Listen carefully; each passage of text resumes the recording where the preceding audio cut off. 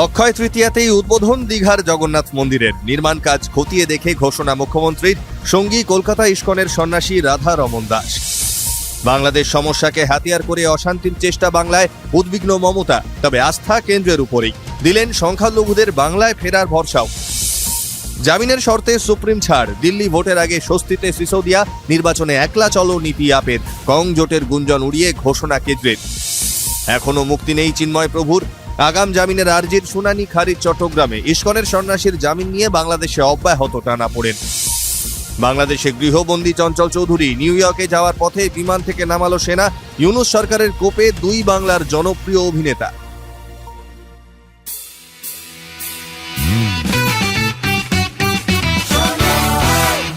আপনি শুনছেন সংবাদ প্রতিদিন শোনো। নমস্কার, আসছে বিস্তারিত খবরে। অক্ষয় তৃতীয়াতেই উদ্বোধন দীঘার জগন্নাথ মন্দিরের।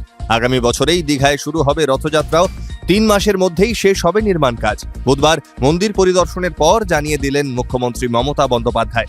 কেমন হবে মন্দির, এদিন এই নীল নকশাও স্পষ্ট করে দিলেন তিনি।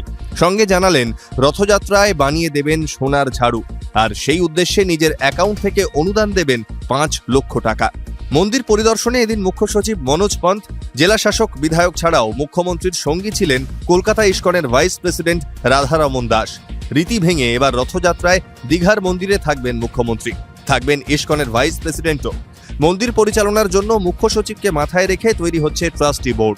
মুখ্যমন্ত্রী জানান, 22 একর জমির উপর মন্দির তৈরি করতে প্রায় 250 কোটি টাকা খরচ করেছে রাজ্য সরকার। আগামী আরও কয়েক বছর মন্দিরের সমস্ত খরচ বহন করবে সরকার। রাজ্য দেশের গণ্ডি পেরিয়ে গোটা বিশ্বের মানুষকে দীঘার মন্দিরে আসার আমন্ত্রণ জানিয়েছেন মুখ্যমন্ত্রী মমতা বন্দ্যোপাধ্যায়। বাংলাদেশের অশান্তিকে হাতিয়ার করে বাংলাকে উত্তপ্ত করার চেষ্টা চলছে, দীঘা থেকে উদ্বেগ প্রকাশ মুখ্যমন্ত্রীর। বাংলাদেশের পরিস্থিতি নিয়ে সোশ্যাল মিডিয়ায় ভুয়ো বেশ কিছু ভিডিও ছড়িয়েছে বলেও দাবি করলেন তিনি, যা ব্যবহার করে বাংলায় অশান্তি ছড়ানোর চেষ্টা চলছে, সতর্ক করলেন মুখ্যমন্ত্রী। তাঁর আহ্বান, বাংলাদেশের সংখ্যালঘু যারা ফিরতে চান তারা যেন দ্রুত ফিরে আসেন। তাদের জন্য বর্ডার খোলাই রয়েছে, ভিসাও পাওয়া যাচ্ছে। মুখ্যমন্ত্রীর কথায়, হিন্দুদের উপর নির্যাতন কখনোই মেনে নেব না, যারা আক্রান্ত তারা বাংলায় চলে আসুন। তবে তিনি এও জানিয়ে দেন যে বাংলাদেশের পরিস্থিতি কেন্দ্রের আওতায়, যা সিদ্ধান্ত নেওয়ার তা ভারত সরকার নেবে। অর্থাৎ এই ইস্যুতে এদিন ফের কেন্দ্রের উপর আস্থাই স্পষ্ট করে দিলেন মমতা। সুপ্রিম কোর্টে বড় সড় স্বস্তি দিল্লির প্রাক্তন উপমুখ্যমন্ত্রী মনীষ সিসোদিয়ার। আবগারি দুর্নীতি ও আর্থিক তছরূপ মামলায় জামিনের শর্তে ছাড় দিতে সিসোদিয়ার আর্জি মঞ্জুর করেছে আদালত। এর ফলে সপ্তাহে 2 বার কেন্দ্রীয় এজেন্সির দপ্তরে হাজিরা দিতে হবে না মনীষ সিসোদিয়াকে। দিল্লির বিধানসভা নির্বাচনের প্রাক্কালে আদালতের এই নির্দেশ আপ নেতার কাছে বড় স্বস্তির বলেই মনে করছে রাজনৈতিক মহল। মুখ্যমন্ত্রী, উপমুখ্যমন্ত্রী সহ আপের দাপুটে নেতাদের জেল ও জামিনে মুক্তির পর এই নির্বাচন কেজরির কাছে ডু অর ডাই ম্যাচ। সেখানে জঙ্গপুরা আসন থেকে প্রার্থী করা হয়েছে মনীষ সিসোদিয়াকে। এদিন দিল্লির বিধানসভা নির্বাচনে একলা চলো নীতি নিয়েছে আম আদমি পার্টি। আগের প্রতিজ্ঞা মেনেই কেজরি ঘোষণা করেছেন, ইন্ডিয়া তথা কংগ্রেসের সঙ্গে জোটের কোনো সম্ভাবনা নেই। বিজেপিকে টক্কর দিতে অন্য কারো উপর ভরসা না রেখেই একা লড়তে চাইছেন কেজরি। এখনই মুক্তির আশা নেই সন্ন্যাসী চিন্ময় প্রভুর। ইস্কনে জেলবন্দি সন্ন্যাসীর জামিনের মামলার শুনানি এগিয়ে আনার আর্জি খারিজ হয়ে গেল বুধবার। চিন্ময়ের হয়ে সওয়ালে নারাজ ছিলেন চট্টগ্রামের আইনজীবীরা।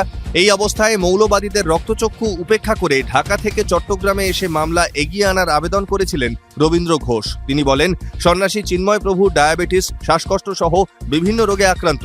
মিথ্যে মামলায় তাকে গ্রেপ্তার করা হয়েছে। আবেদনে আরও বলা হয়, নিরাপত্তার কারণেই 3রা ডিসেম্বর চিন্ময়ের আইনজীবী শুভাশিস শর্মা শুনানিতে অংশ নিতে পারেননি। অভিযোগ, এদিন চট্টগ্রামের কোর্টে বাকি আইনজীবীরা বিচারকের সামনে সম্মিলিতভাবে চিৎকার করে বিচার প্রক্রিয়ায় বাধা দিয়েছেন।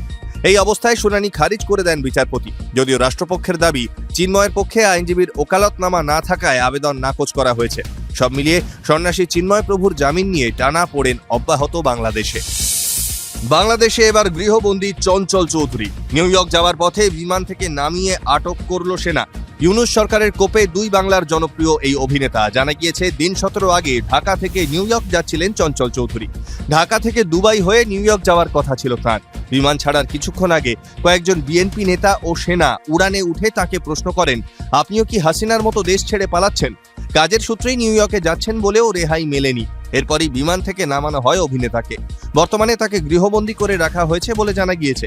শেখ হাসিনা ক্ষমতা হারানোর পর বাংলাদেশে উস্কে উঠছে ভারত বিদ্বেষ। হাসিনা ঘনিষ্ঠতা ছাড়াও নিয়মিত ভারতে যাতায়াত, ভারতীয় সিনেমায় অভিনয়কে দেশ বিরোধিতা হিসেবেই দেগে দেওয়া হচ্ছে জয়া আহসান, চঞ্চল চৌধুরীদের মতো অভিনেতাদের ক্ষেত্রে। সেই কারণেই চঞ্চল চৌধুরীকে বিপাকে পড়তে হলো বলেই মনে করছে ওয়াকিবহাল মহল। শুনতে থাকুন সংবাদ প্রতিদিন শোনো।